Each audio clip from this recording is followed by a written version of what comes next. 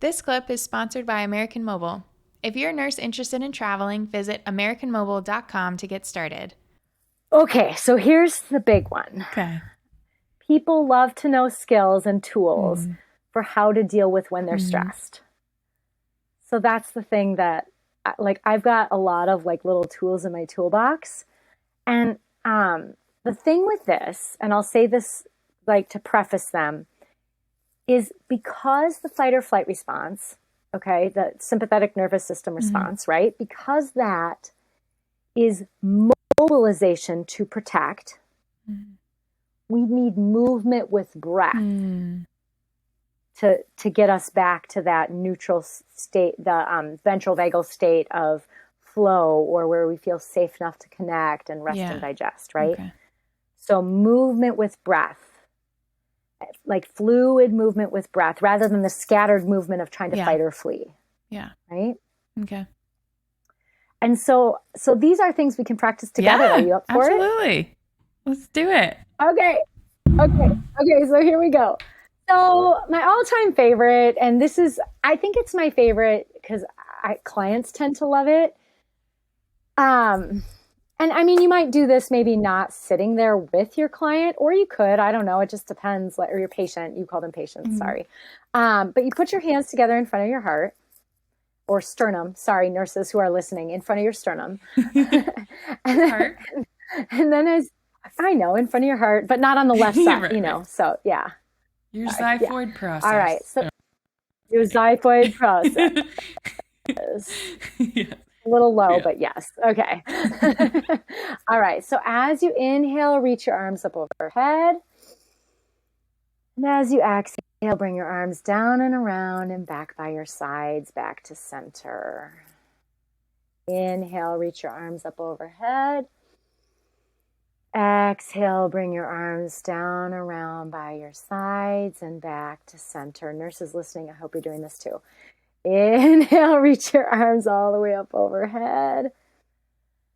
Exhale, release, bring your arms back, down and around and back to center. And then you can keep going as you like, or you can just stop and notice your breath, or you can rest your hands in your lap. Yeah.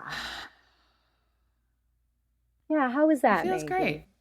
It feels great to just take that moment and, give it back to yourself.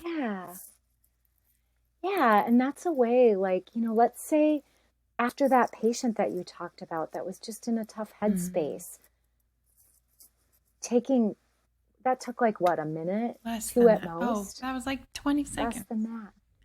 Takes no time at all. Taking that time to just do that. Something like that is so easy, like a 20-second thing like that. It's so easy to implement in large groups, like huddle, or like, I was going to say you could totally do that in your huddle. Yeah.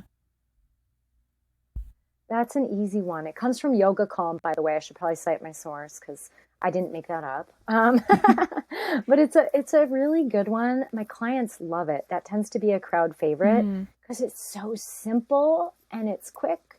There's not a lot to remember. Yeah. But it's just fluid movement with breath. Right? Yeah.